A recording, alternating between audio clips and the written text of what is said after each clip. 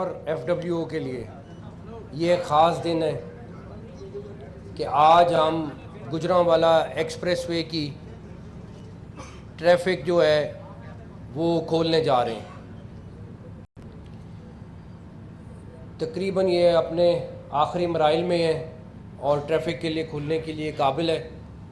جو تھوڑا بہت کام رہ گیا ہے وہ ہوپ فلی اگلے چند ہفتوں میں اس کا دنوں میں ہو جائے گا. سائڈ کی والز ہیں, کچھ جگہوں پہ فائنل لیئرنگ ہونی ہے, لیکن ٹریفک کے لیے اس ٹائم یہ آج پبلک کے لیے کھل جائے گی. اس کام کے پیچھے کئی لوگوں کی انتھک محنت ہے.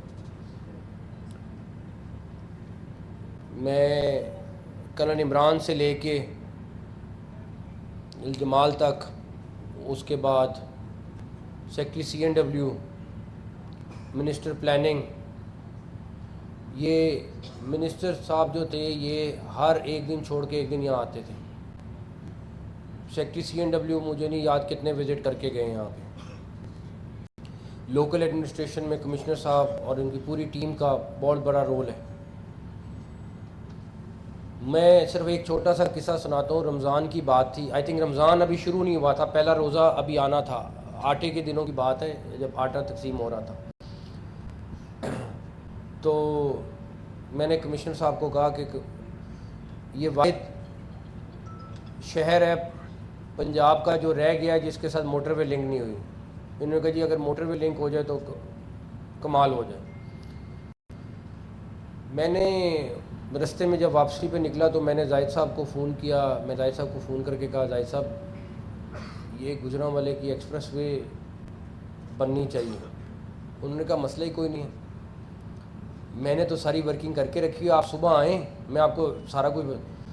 اگلے دن صبح بریفنگ ہوئی, زاہد صاحب کی فنگر ٹپس پہ یہ تھا, یہ سارا بیسٹ پلان ہے, یہ سارا کچھ. اور انہوں نے اس سے پہلے جب یہ کمشنر تھے تو انہوں نے بڑی کوشش کی تھی کہ یہ اس ٹائم پہ بن جائے, لیکن انفارچونیٹلی اس ٹائم نہیں بن سکی. ان کی 100% ورکنگ کمپلیٹ تھی. جو کام 3-4 مہینے ہمیں لگنے تھے کرنے میں, وہ زاہد صاحب نے ایک دن میں ہمارا مرلہ حل کرا دیا.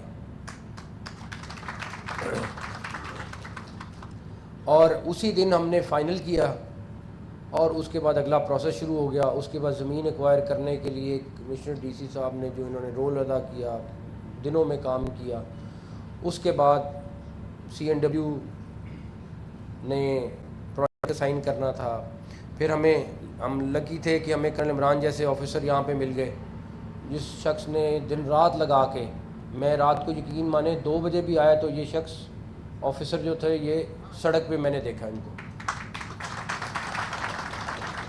اور کسی کو بتائے بغیر گجرانوالہ میں رات کو نکلا کچھ وزٹ کرنے, آئی تھنک ہاسپٹل کا. تو میں رستے میں یہاں رکا تو میں نے دیکھا کہ یہ بندہ وہاں پہ آئی تھنک کسی برج پہ کھڑا ہوا تھا اس ٹائم. تو اینی ویز اس ساری چیز کے پیچھے ایک ہسٹری ہے اور ایک محنت ہے جو اس پوری ٹیم نے کی ہے. اور سب سے زیادہ آج گجرانوالہ کے شہریوں کو مبارکباد ہے. اس کے بیک اینڈ پہ پلاننگ اینڈ ڈیولپمنٹ نے بہت کام کیا ہے. وہ ہر چیز کو مانیٹر کر رہے تھے. ساؤ صاحب خود ان کی ایک پوری ٹیم تھی. اب گجرانوالہ کے شہری ہیں, اب ہم یہاں پہ سائڈ پہ جو ہے کمرشل ایریاز بھی بنا رہے ہیں تاکہ وہاں پہ لوگ انٹرٹینمنٹ کی بھی ہوگی. اس پہ کافی اچھا پلان کر رہے ہیں. ابھی ہم نے 2 چیزیں اور اپروو کی ہیں. ایک اسی کو یہاں سے برج نکالنا ہے جو ٹورڈز گجرانوالہ جانا ہے, اور ایک چندہ قلعہ پہ, اس کا بھی تقریباً ڈیزائن زاہد صاحب نے فائنل کر دیا, وہ بھی فائنل ہو جائے گا.